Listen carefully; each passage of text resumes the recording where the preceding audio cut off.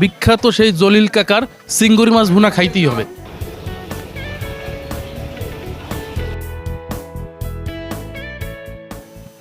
আমি এই মুহূর্তে রয়েছি পটুয়াখালী বাদঘাট এলাকায়।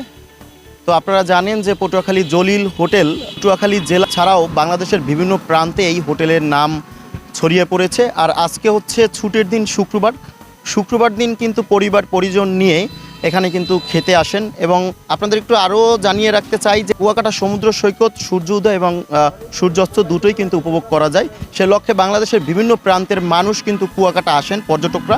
আর এই পর্যটকরা কিন্তু এই বাদঘাট এলাকায় যে জলিল হোটেল রয়েছে, এই জলিল হোটেলে কিন্তু তারা খাবার দাবার শেষ করে কিন্তু কুয়াকাটা রওনা দেয়। ইতিমধ্যেই কিন্তু আপনারা জানেন যে সামাজিক মাধ্যম যোগাযোগ ফেসবুকে কিন্তু ভাইরাল হয়েছে এই জলিল হোটেল। তো আজকে আপনাদের এই জলিল হোটেলটি ঘুরিয়ে দেখানোর চেষ্টা করব এবং তার গল্প তুলে ধরার চেষ্টা করব। তো চলুন আমরা একটু ভিতরের দিকে যাচ্ছি জলিল হোটেলের।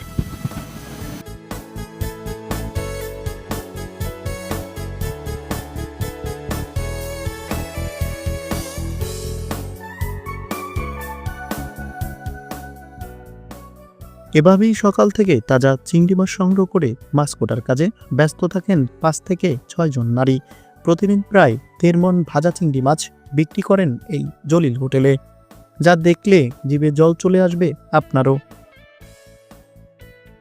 একদিকে কাঠের চুলোয় রান্না হচ্ছে তাজা চিংড়ি মাছ, হাঁসের মাংস, দেশি মুরগি, তাজা ইলিশ, ডাল খাসি, নদীর পাঙ্গাস সহ গরুর খাঁটি দুধ ও কলা দিয়ে ভাত খাওয়ার সুযোগ।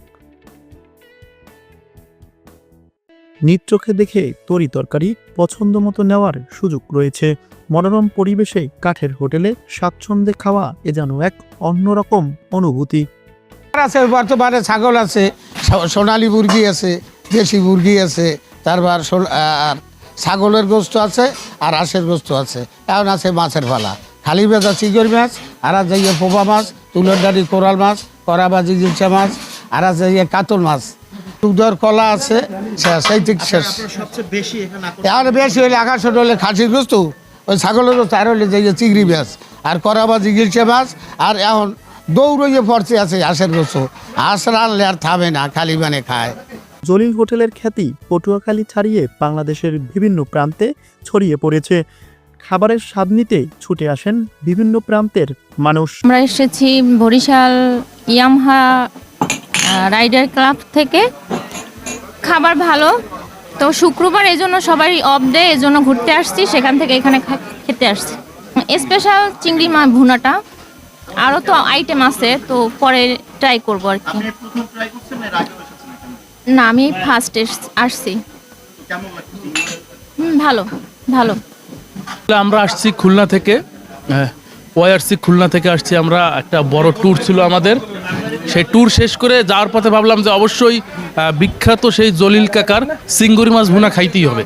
তাই আমরা চিংড়ি মাছ ভুনা খাইতে খাইতে হাঁসের মাংসও খাইয়ে ফেলাইছি, ভাত খাইছি, দুধ খাইছি। আবার শুরু করলাম, বলে যে খাসির মাংস দিয়ে আবার চিংড়ি মাছ দিয়ে আবার কটা খাইতে হইবে।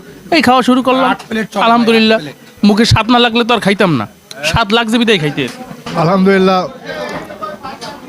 আমি আমার বাসা চুয়াডাঙ্গাতে, আমি এখানে তাবলিগে আসছি। শুনলাম যে জলিল হোটেল নামে একটা হোটেল আছে, তো ওই হোটেলে খাবারটা নাকি খুব সুন্দর। এখানে অনেক জেলার থেকে মানুষ খাইতে আসে।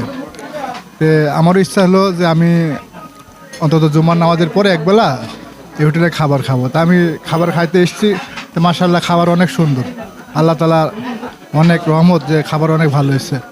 হোটেলের কাস্টমার সামলাতে অনেক সময় কর্মচারীরা না খেয়েও থাকেন, সময় মতো খাওয়ার সুযোগ হয় না। তারপরেও যেন তাদের মুখে আনন্দের হাসি। 6টা থেকে শুরু হয়, রাত্র 10:30 পর্যন্ত চলে। কিনা মোটামুটি ইনশাল্লাহ ভালোই আছে। বেচা কিনা শুরু হয় 1:30টার দিকে শুরু হয় আর 3টে পর্যন্ত চলে। মানুষের মতো সবাই ভালো মতো খায়, কিন্তু কোনো সমস্যা আমি দেখি না। খায় কম বেশি, কিন্তু কোনো সময় প্রশংসাই করে। যখন পদ্মাশুদ্ধ হয় না, তখন একটু পটুয়াখালী বরিশাল এলাকা পদ্মাশুদ্ধ হিসেবে আর বাংলাদেশের সব জায়গায় থেকে এখানে গায়ে আসে কম বেশি। কুয়াকাটা প্রজেক্টে যায়, তখন এইদিকে এই থেকে খাইয়ে চলে আবার কুয়াকাটার দিক যায়, আবার কুয়াকাটা থেকে ফেরত হয়ে আবার খেয়ে চলে যায়। আমাদের তো বিশেষ করে চিংড়ি মাছটা একটু ভালো চলে, হ্যাঁ। আর এসে দেশি মুরগি আইটেম, অন্যান্য মাছ, ফ্রেশ মাছ, এই জন্য একটু বাইরে থেকে বা দূরের ট্যুরিস্ট মোটামুটি কাস্টমার একটু আছে আর কি। আলহামদুলিল্লাহ। পটুয়াখালী কুয়াকাটা মহাসড়কের বাদঘাট এলাকায় বাঁধের পূর্ব পাশে ছোট্ট একটি চুপড়ি ঘরে গত 40 বছর আগে শুরু করেছিলেন। জীবনের শুরুটা সুখময় ছিল না। গ্রামের হাটবাজারে ভ্রাম্যমাণ দোকান দিয়ে বিক্রি করতেন দই চিড়া। তবে এখন ভাগ্যের চাকা পরিবর্তন হয়েছে। প্রতিদিন 25 থেকে 30 হাজার টাকা আয় করেন হোটেল থেকে, যা মাসে দাঁড়ায় 8 থেকে 10 লাখ টাকা। আব্দুল জলিল পটুয়াখালী সদরের বোতুল বুনিয়া গ্রামের বাসিন্দা। বর্তমানে পরিবার নিয়ে স্বাচ্ছন্দ্যে জীবনযাপন করছেন। আলিম খান আকাশ, বাংলা ভিশন ডিজিটাল, পটুয়াখালী।